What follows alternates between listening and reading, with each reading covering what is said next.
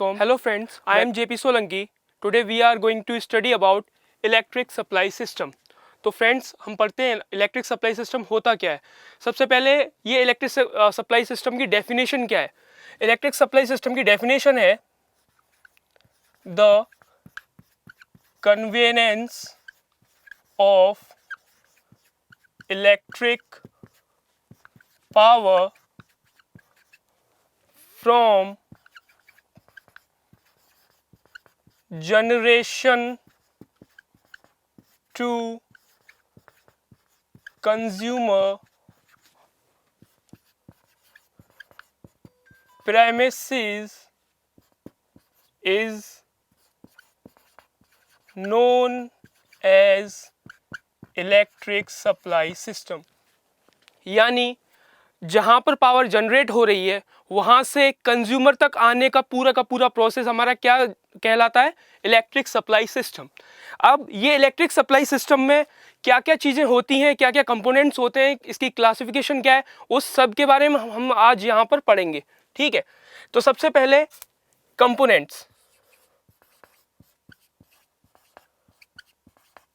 Components of electric supply system, यहाँ ESS electric supply system को abbreviate कर रहा है। ओके फ्रेंड्स, तो सबसे पहले इसके कंपोनेंट्स क्या होते हैं। इसके मेजरली 3 कंपोनेंट्स होते हैं। सबसे पहला होता है पावर स्टेशन। सेकंड कंपोनेंट होता है हमारा ट्रांसमिशन लाइंस और थर्ड कंपोनेंट होता है हमारा डिस्ट्रीब्यूशन नेटवर्क। ओके, तो ये हमारा पावर स्टेशन क्या है, सभी को पता होगा। जहां पर पावर जनरेट होती है वो हमारा क्या होता है, पावर स्टेशन।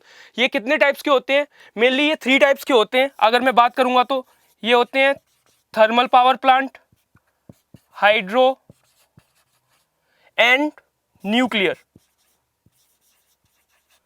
और भी कई सारे होते हैं जैसे diesel power plant, gas power plant, but हम मेन पावर जनरेट करते हैं वो कौन से, thermal, hydro and nuclear.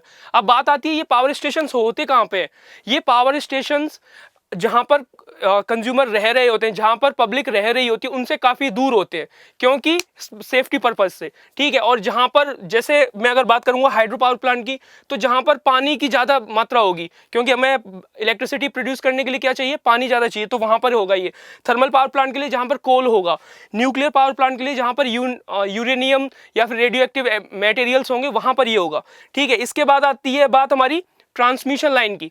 Transmission lines क्या होती हैं, ट्रांसमिशन लाइंस वो कंडक्टर्स और वायर्स जो इलेक्ट्रिक पावर जनरेशन से, जहां पर पावर स्टेशन पावर जनरेट कर रहा है, वहां से एक फेवरेबल प्लेस तक, फेवरेबल प्लेस मतलब जो कंज्यूमर से दूर हो और उसको कुछ भी हजार्डस नहीं हो, वहां पर वो एक से ज्यादा सिटीज को क्या कर रहा हो, एक तरह पे जोड़ रहा हो। ठीक है, उस प्लेस तक क्या करती हैं ये ट्रांसमिशन लाइन, वहां तक इलेक्ट्रिसिटी पहुंचाती हैं। तो ये क्या होते हैं, मेनली हमारे कंडक्टर्स होते हैं। कंडक्टर्स जो इलेक्ट्रिक पावर को सप्लाई करते हैं। ठीक है, इसके बाद आता है डिस्ट्रीब्यूशन नेटवर्क, जहां पर ट्रांसमिशन लाइंस खत्म हो जाती हैं, टर्मिनेट होती हैं एक सब स्टेशन पर आकर, वहां से जो डिस्ट्रीब्यूशन नेटवर्क होता है वो स्टार्ट होता है और वो क्या करता है, पूरे जो हमारे एंड कंज्यूमर्स हैं, यानी कि जो हम हैं, हम तक इलेक्ट्रिसिटी को पहुंचाता है। ठीक है, तो ये थे फ्रेंड्स इसके कंपोनेंट्स। अब इसके बाद हम इसके क्लासिफिकेशंस के बारे में भी थोड़ा पढ़ लेते हैं।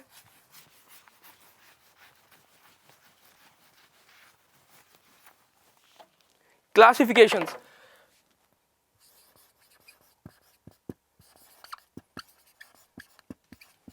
Classification of electric supply system. Classification में क्या होता है, ये मेनली 2 टाइप से क्लासिफाइड किया जाता है।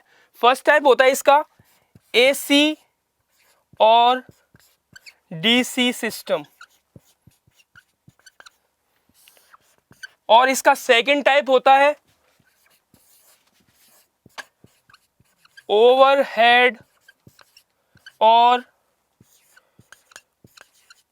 Underground system. फ्रेंड्स, हम यहाँ पर इसके क्लासिफिकेशन के बारे में ब्रीफली पढ़ेंगे, क्योंकि इसके बारे में हमें काफ़ी कुछ जानना है, तो हम इसके बारे में एक्सप्लेन करेंगे नेक्स्ट क्लास में। लेकिन हम यहाँ पर एक ब्रीफ ओवरव्यू ले लेते हैं कि इन दोनों में डिफरेंस क्या होता है। ठीक है, तो सबसे पहले बात आती है फ्रेंड्स एसी और डीसी सप्लाई सिस्टम।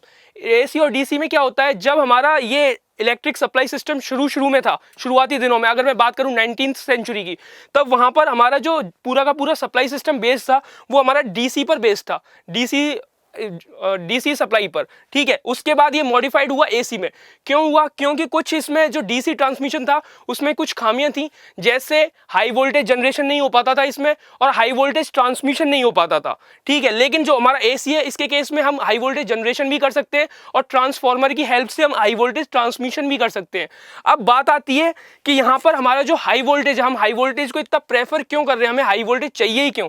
तो हाई वोल्टेज के लिए फ्रेंड्स एक सबसे मेन, इसका हाई वोल्टेज का यूज करने का सबसे मेन पर्पस हमारे पास ये है, जो हमारा वॉल्यूम ऑफ कंडक्टर यूज होता है हमारे ट्रांसमिशन लाइन में, वायर्स में, वो इनवर्सली प्रोपोर्शनल होता है वोल्टेज के स्क्वायर के। ठीक है, तो ये हमारा पहला पर्पस है। इससे क्या होती है, हमारा जो पूरा का पूरा सप्लाई सिस्टम है उसमें हम एक कॉस्ट सेविंग कर पाते हैं। हमारी क्या होती है, यहाँ पर हम इकोनॉमिक हो पाते हैं यहाँ पर। ठीक है, और इसके बाद दूसरा पर्पस क्या है हमारा? दूसरा पर्पस ये है कि ये एफिशिएंट होता है। एफिशिएंसी कैसे आती है? अब आप फ्रेंड्स सभी जानते होंगे, हमारे जो लॉसेज होते हैं, पावर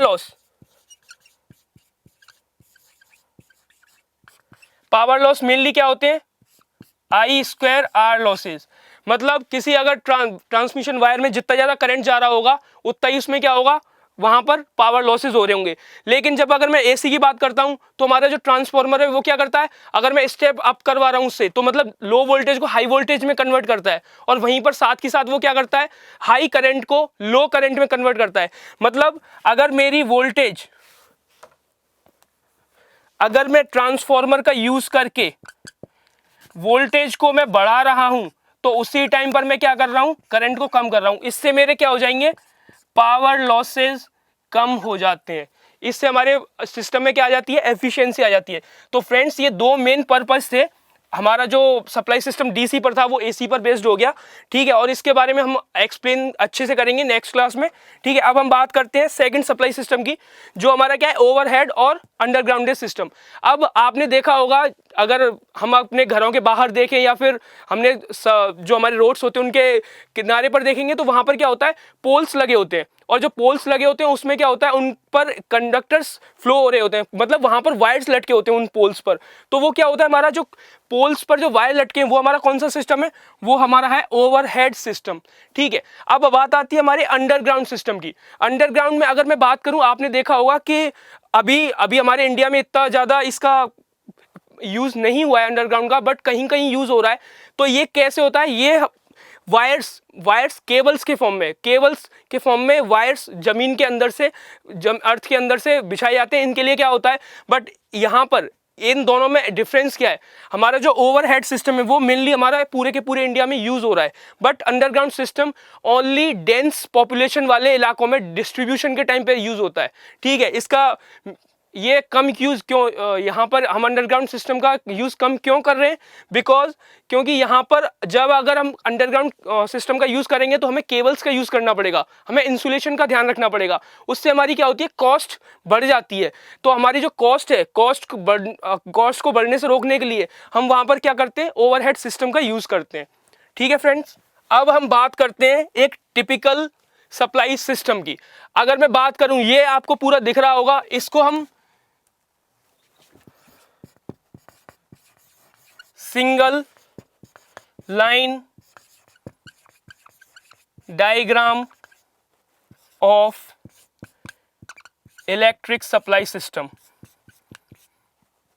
ये हमारा क्या है, ये एक सिंगल लाइन डायग्राम है एक टिपिकल इलेक्ट्रिक सप्लाई सिस्टम का, जो एसी पर बेस्ड है। ठीक है, तो हम यहां से अगर मैं इस पूरे सप्लाई सिस्टम को केवल एक बार में पढ़ूंगा तो मैं फ्रेंड्स आपको गारंटी देता हूं कि 5 मिनट में केवल आप इस जो हमारे यहाँ पर सिंगल लाइन डायग्राम दे रखा है, अगर आप इसको ध्यान से पढ़ोगे तो आप 5 मिनट में इसके बारे में जितने भी आपसे क्वेश्चन पूछे जाएंगे किसी भी कॉम्पिटिटिव एग्जाम में, वहां पर आप इसका आराम से जवाब दे पाओगे। केवल आपको इस सिंगल लाइन डायग्राम के बारे में अच्छे से पता होना चाहिए, इसमें क्या क्या कंपोनेंट्स हैं उनके बारे में पता होना चाहिए।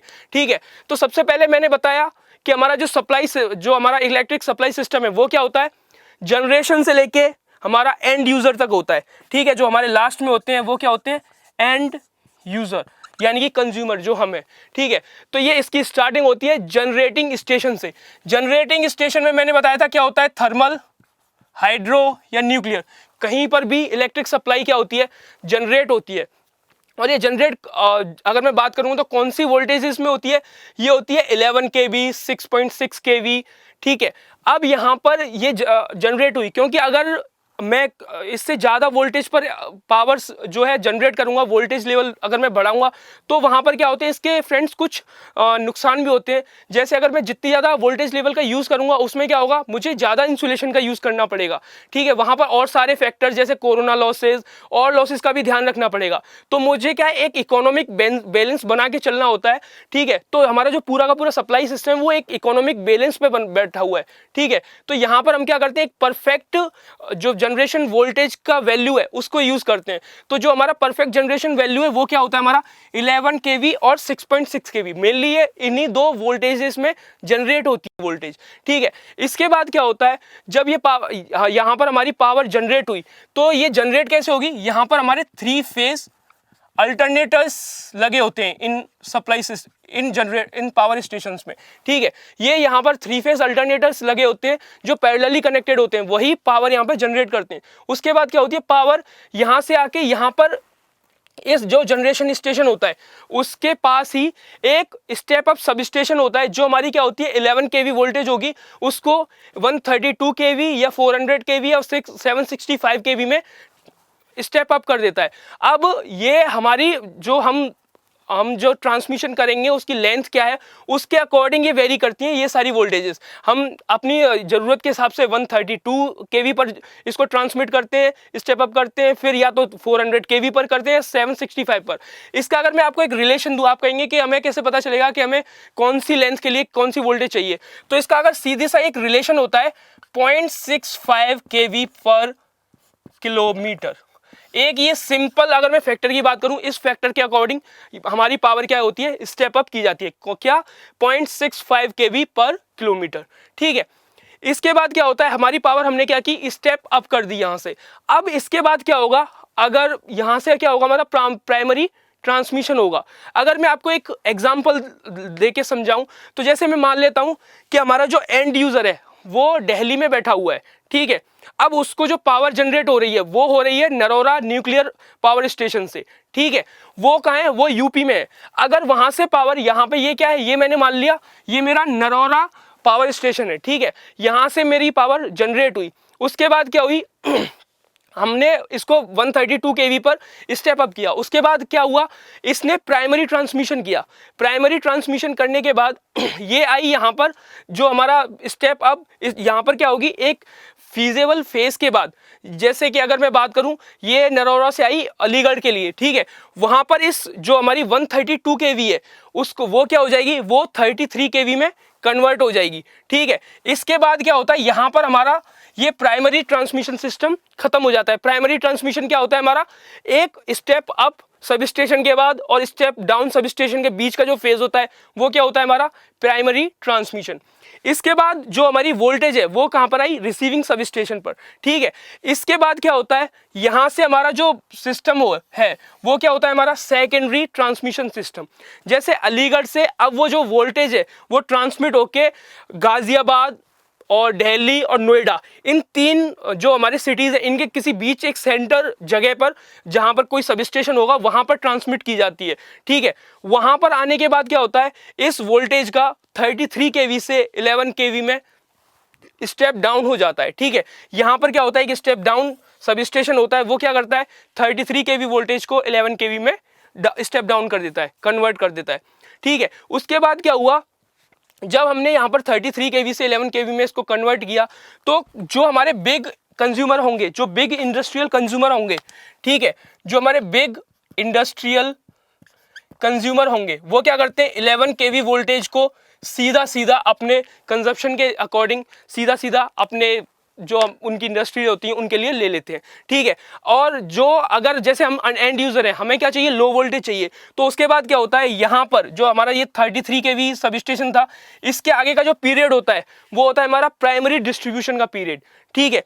इसके बाद यहाँ पर जो हमारा लास्ट, अगर हमने देखा होगा हमारे घरों के पास ट्रांसफॉर्मर्स लगे होंगे, वो ट्रांसफॉर्मर्स कैसे लगे होते हैं, पोल्स पर माउंटेड होते हैं, मतलब 2 पोल्स लगे होंगे, उस पर ट्रांसफॉर्मर रखा होगा या कोई एक बेस बना होगा, तो छोटा सा, मतलब अगर मैं छोटा सा यहाँ पर ये इसलिए बात कर रहा हूँ जो क्योंकि जो हमारे सब स्टेशन होते हैं वहाँ पर काफ़ी बड़े बड़े ट्रांसफॉर्मर होते हैं, ठीक है। तो वहाँ पर एक ट्रांसफॉर्मर रखा होगा हमारे घरों के पास बेस पर, तो उसको हम क्या कहते हैं, पोल माउंटेड सब स्टेशन या सेकेंडरी डिस्ट्रीब्यूशन सिस्टम। यहाँ पर क्या होती है, जो एक 11 kV वोल्टेज आ रही होती है उसको वो जो ट्रांसफार्मर होता है वो 400 वोल्टेज में कन्वर्ट करता है, ठीक है। अब यहाँ से जो हमारा उसने कन्वर्ट की तो वो किसके पास आ रही है, जो 400 वोल्टेज है वो हमारे एंड यूजर के पास आती है, ठीक है।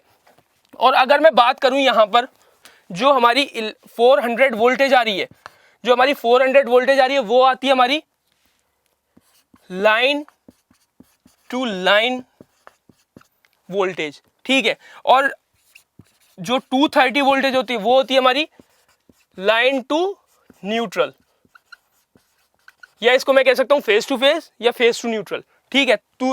हमारी 230 वोल्टेज होती है वो हमारी क्या होती है, लाइन टू न्यूट्रल, ठीक है। अब इसके बाद फ्रेंड्स आप कह रहे होंगे कि यहाँ पर जो सप्लाई सिस्टम यूज हो रहा है फिर वो कैसा हो रहा है, मतलब जो हमारा यहाँ पर ट्रांसमिशन नेटवर्क डिस्ट्रीब्यूशन नेटवर्क होगा वो क्या होगा। तो यहाँ पर एक बात और हमें जाननी होगी फ्रेंड्स, जो हमारा जनरेशन होता है, ठीक है, जनरेशन और ट्रांसमिशन, जनरेशन एंड ट्रांसमिशन, इसके लिए इन दोनों के लिए मेनली 3 फेज 3 वायर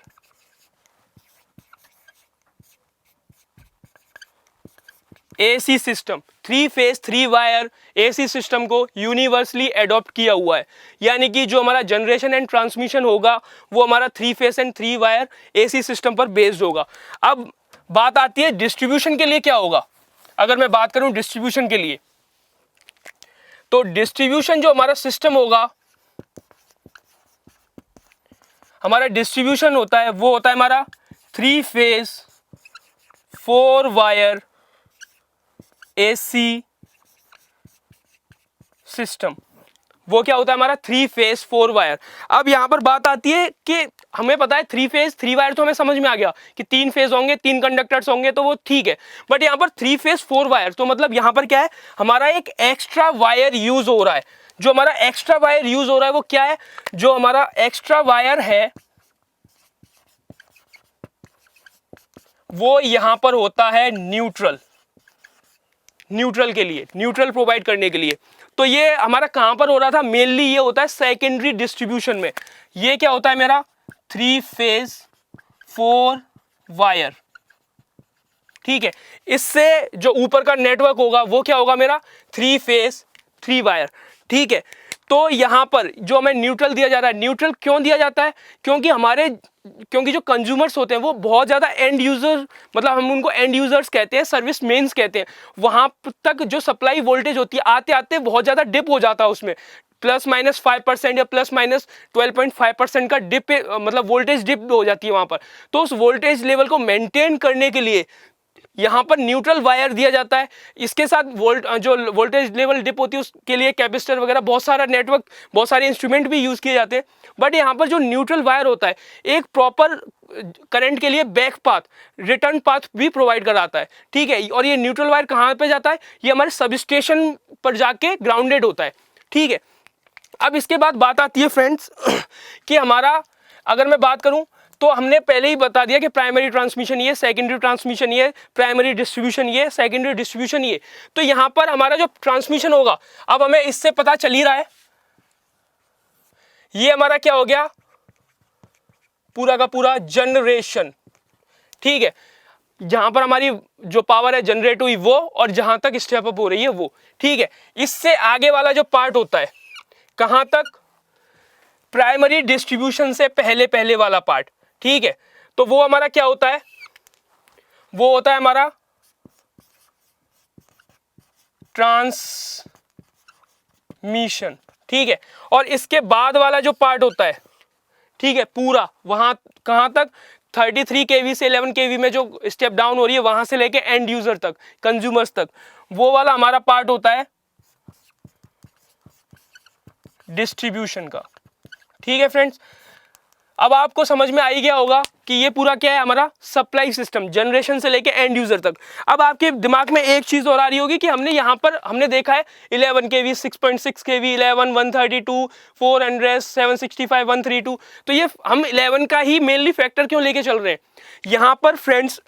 इसके लिए ये बहुत ही इंपॉर्टेंट चीज़ है, और शायद अगर आप किसी भी इंटरव्यूज वगैरह में बैठते होगे तो वहां पर आपको जरूर पूछा जाता होगा।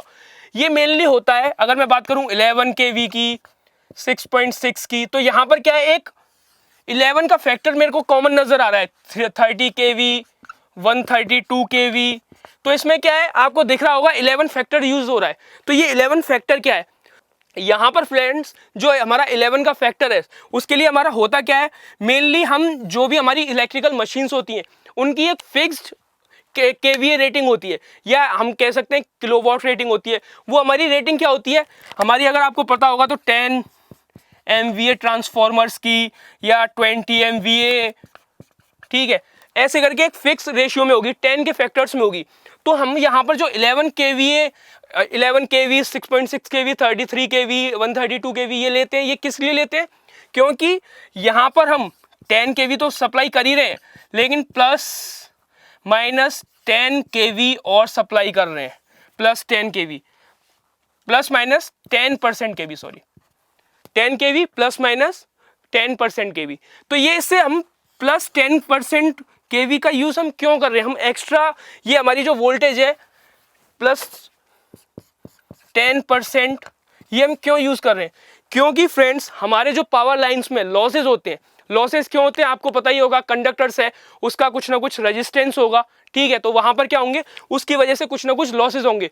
तो उन लॉसेस को मेंटेन करने के लिए हम क्या करते हैं, 10% वोल्टेज को एक्स्ट्रा कैरी करते हैं, जिससे क्या हो, हमारा जो लॉसेस हो तो हमारा जो लास्ट में एंड यूजर है उसको कुछ इफेक्ट ना हो, और हमारे कोई भी इंस्ट्रूमेंट पर कुछ भी फर्क ना पड़े, ठीक है फ्रेंड्स। और अगर मैं इसमें बात करूंगा, आप कहोगे कि जैसे अभी मैंने बताया था AC और DC का, तो फ्रेंड्स जो हमारा DC है पहले पे यूज होता था बट आज यूज नहीं हो रहा आज के टाइम पे। बट हम अगर बात करेंगे तो हमारा एक, हम आज कल बहुत पढ़ते हैं इसको, HVDC ट्रांसमिशन, ये आज के टाइम पर बहुत यूज हो रहा है, ठीक है फ्रेंड्स, HVDC ट्रांसमिशन। तो ये HVDC ट्रांसमिशन एंड AC/DC, इसके बारे में हम नेक्स्ट क्लास में पढ़ेंगे, बहुत अच्छे से पढ़ेंगे, आपके सारे डाउट क्लियर हो जाएंगे कि HVDC ट्रांसमिशन क्या होता है, AC और DC में क्या डिफरेंस होता है, और जो हमारी ओवरहेड एंड अंडरग्राउंड केबल्स थी उनके लिए भी हम एक अलग से क्लास लेकर आएंगे, ठीक है, जिसमें आपको उनके सारे जो डिफरेंस है वो पता चल गया होगा, ठीक है। तो फ्रेंड्स आज हमने क्या पढ़ा, इलेक्ट्रिक सप्लाई सिस्टम। और इलेक्ट्रिक सप्लाई सिस्टम में सबसे पहले हमने क्या पढ़ा कि इलेक्ट्रिक सप्लाई सिस्टम होता क्या है, the convenience of electric power from generation station to end user, वो क्या होती है, हमारी इलेक्ट्रिक सप्लाई सिस्टम होता है। उसके बाद हमने पढ़े components of electric supply system, components हमने पढ़े हैं क्या, power station, transmission line, distribution network. उसके बाद हमने क्या पढ़ा, उसके बाद हमने पढ़ा कि हमारे जो क्लासिफिकेशन होता है इलेक्ट्रिक सप्लाई सिस्टम का, वो क्या होता है, हमारा क्लासिफिकेशन में मेनली फर्स्ट आता है AC और DC सिस्टम, और सेकंड कौन सा होता है क्लासिफिकेशन, ओवरहेड और अंडरग्राउंड सिस्टम, ठीक है फ्रेंड्स। फिर उसके बाद हमने एक टिपिकल सिंगल लाइन डायग्राम के थ्रू पूरा का पूरा इलेक्ट्रिक सप्लाई सिस्टम जनरेशन से लेके एंड यूजर तक पूरा का पूरा हमने स्टडी किया, ठीक है फ्रेंड्स। आई होप आपको सारा कुछ इलेक्ट्रिक सप्लाई सिस्टम समझ में आया होगा, and if you watch it and like it, please like it और share it, subscribe it, thank you very much.